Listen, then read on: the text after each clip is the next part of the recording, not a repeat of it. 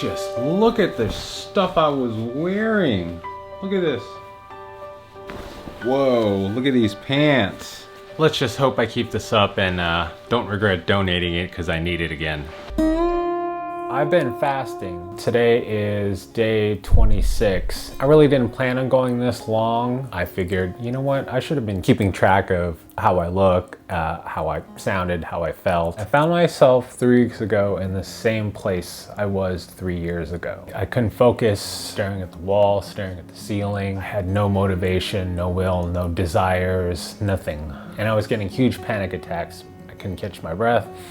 Heart was beating super fast. I thought to myself, I've always felt better after each extended fast. So I ended up feeling great, and looking back, I am glad that I did this fast. Now, it didn't resolve all my issues, but mental health, I've learned, takes some work. I do wish I kept track from the beginning, and I'll do a shorter fast with more data and grist, so keep an eye out for that. And stay tuned till the end of this video for more specific observations I've made from this 30-day fast. But for now, let's hear more glum gibbons from past me. The first extended water fast I did was 5 days. That was super hard, and then became easy during that last couple of days. I did a couple of 7-day fasts, and I did one 14-day fast. And I always felt great, always lost weight. So rather than the first option be standard medical intervention, I figured, you know, why don't I do this fast? I'd been gaining weight anyways. So I figured, you know what, let's do another extended fast, at least 7 days, probably 14. And then in the back of my head, I was thinking, you know what would be nice? To see if I could do a 21-day fast. Just look at this cute chunky monkey. It's me a couple years prior to this 30-day fast, exploring Seattle and still splurging on sugar. Okay, so where do we stand now? The first week was super rough. Not physically, because I was already in a state of ketosis leading up to the fast, and I've done extended prolonged fasts before, so I was prepared for the physical aspect of it. Mentally though, was super rough.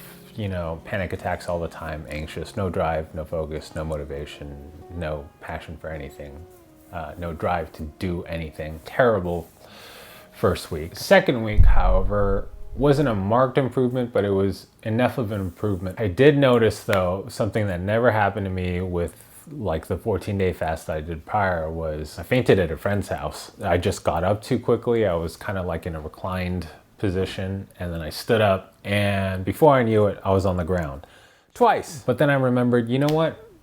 It's a extended fast, and I haven't been drinking enough water, and I haven't been consistent with the salt. Rather than cut the fast, take some salt, drink more water. I haven't fainted since. I still get up slowly because I can feel a little lightheaded at times.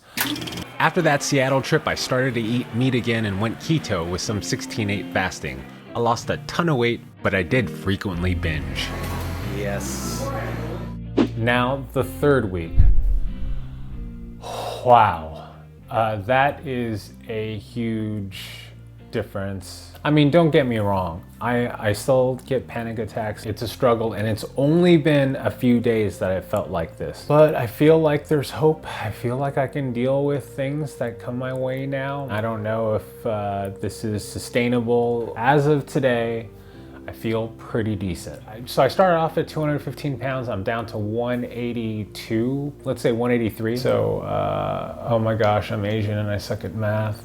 215, so that's 32 pounds. Is that right? I've never weighed this low since high school. That's crazy. So it's another day. Today is my 19th and 20th session at the Hyperbaric Oxygen Treatment Center. I still can't hear anything. For all intents and purposes, I'm still deaf in the left ear. I want to show you what I've been doing for the last 4 weeks. So we go in here, and then I watch some Netflix for an hour and a half. Hard work. Day 27, struggled pretty badly last night with insomnia. So I've gotten a total of 3 hours. Finally did manage to get to sleep and just woke up. There was a period all throughout the third week that I was sleeping great, waking up great. It seems like there's this new plateau that I'm discovering here. It's maybe the boredom, and now I'm just constantly thinking about food and what I'm going to eat. In the back of my head, I'm kind of wishing for this spiritual enlightenment, this epiphany to end the fast, but I'm just trying to kind of listen to my body, listen to any signs that'll tell me to end this fast. Let's go check the blood pressure. It's 103/61, fairly normal. Let's go check the weight. How significant is it for people to live with the hearing loss, and what are some of the hurdles once someone experiences hearing loss for the first time? It can really become very isolating and depressing, and then ultimately safety, right? Morning. It's day 28 of this water fast. Insomnia is still the same as it was over the last 3 or 4 days. Just waking up multiple times in the night and then not really being able to fall back asleep too quickly. My energy levels were really waning down. Yesterday was pretty decent. Let's check blood pressure and the weight. So one thing that hasn't changed is my obsession with food. I can't help but spend a lot of time here in the kitchen cooking for nobody. Let's see what we have going on. Super secret barbecue sauce number 2. 3 different types of kimchi, beef fat infused mayo. Cookies are out and resting. I'm broiling these pork ribs. I have a cheesecake. Let's check out the freezer. I have a whole bunch of bone broth. I have made a lot of cheesecake. 1 round, second version, kimchi, sauerkraut as I call it, pickles. I'm watching a lot of cooking shows. Supposedly it helps suppress appetite. I think it helps. Whatever you can do to get your mind off of things. I'm gonna top this cheesecake and get ready to head out. It's day 29. I actually gained weight. I don't know what that was about. I went from 180.4 to 181.2. Other than that, I feel really good. Yesterday was one of the best days I've had in a very, very, very long time. I mean, it also helped that I was busy yesterday. I was in the kitchen cooking, doing what I like to do. Went out to see some friends, watched them eat, live vicariously through them. I'm over here at Brian's house. He's grilling some delicious looking chicken, and I can't eat or taste any of it. Now, let me ask you, Brian, what do you think about this 30-day fast? Honest opinion. I think a 30-day fast is a little bit brutal, and I think it's a little extreme. But if you can fast for 30 days, I don't think there's anything in the world you can't do. Oh. That's a strong thing to do. I can't do 30 hours without eating. So Jesus did 40, I think, right? I would not ever attempt to be like Jesus. No? I mean, unless you want to get struck by lightning. I mean, it's kind of I haven't really known when to end the fast. There has been a progression and things have been improving. The spiritual awakening is something that's discussed in AA. And it's not necessarily that you're going to have this singular grand moment, but it's a gradual thing that happens over time, and before you know it, when you look back at where you were and where you are now, you know, it's a huge difference, and that's the awakening. So maybe something similar is happening here. You know, I'm just trying to be open with it, be reasonable, remain logical. But yeah, blood pressure normal. Well, 103/60-ish today. One of the problems I found with fasting is defeating the boredom of not eating. So I had to pick up hobbies to fill some time. Oh, it's day 30. If I had to look back from day 1, you know, mental health scale 0 to 10, I'd say I was at a 1. And I can say these days that I'm maybe at a 5 or a 6. So I'd say, you know, that's an awesome improvement, and from where I came from, I'm super grateful and happy about that. I don't know how my energy levels compare to a normal person, but compared to where it was, I'd say there was an improvement there as well, though I still struggle with that. And I still don't see any, like, I don't have any true hunger pains. I have waves of feeling hungry, thinking, oh man, I think I'm gonna break the fast soon. But there's a bigger reason why I am going to end this fast. I completely forgot about this article when it comes to long-term autophagy and how it pertains to a compromised liver. From what I understand, not the brightest tool in the box.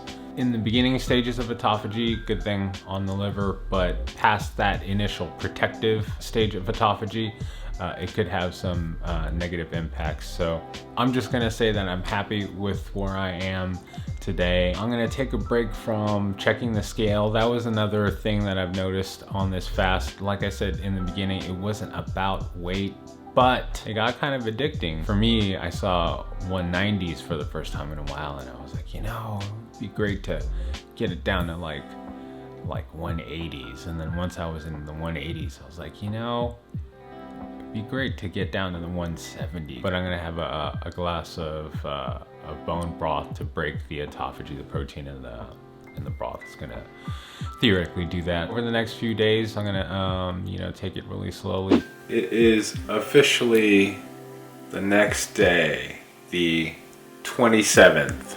I'm breaking my fast with some bone broth. I'll let you know in the morning how it goes.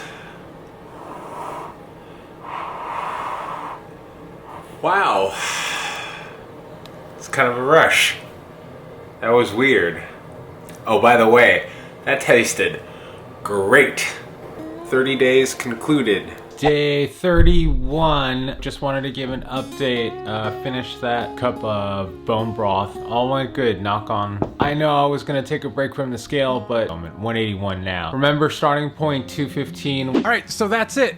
I immediately survived the 30-day fast, as you can see, and felt a huge sense of accomplishment. Remember, I couldn't go 8 hours without eating. Looking through my notes and by my calculations, anxiety improved fourfold by day 24, and by day 20, depression had improved by about 400%. 12 days after the fast, anxiety and depression remained unchanged, and after much work, both are approximately 70% better today. There was a 200% increase in my motivation, focus, and energy, but you know, my baseline was weak to begin with. These may not sound impressive, but I can confidently say that though I am back on meds, these results are better than what I've experienced with antidepressant medications like Zoloft and Wellbutrin. I felt noticeably weaker by day 9 on the air bike, and my strength didn't fully return until completing the refeeding process. I know a lot of you are here for weight loss results, and I did average about a pound a day, but gained back about a pound a day during the week-long refeeding process that I took. I started with broth, then added eggs, and finally kimchi to recharge my microbiome. So why does 30 days make sense? To me, it seems like the first week of a fast is definitely the toughest, definitely the first few days. And if you are doing it to lose weight, it's mostly water loss that first week, so the most significant losses come after the first few to 5 days. I also think with the longer fast, though non-linear, the more autophagy and apoptosis can assist with other health maladies and things like skin tightening. So might as well take advantage of the length as it gets easier. Why 30 days makes no sense? Well, it's really risky, and there's no easy way to measure the autophagic benefits from a longer fast, and it does get rough again around day 20, at least for me. It took me 5 days to regain bowel movements and to notice my nails starting to grow again.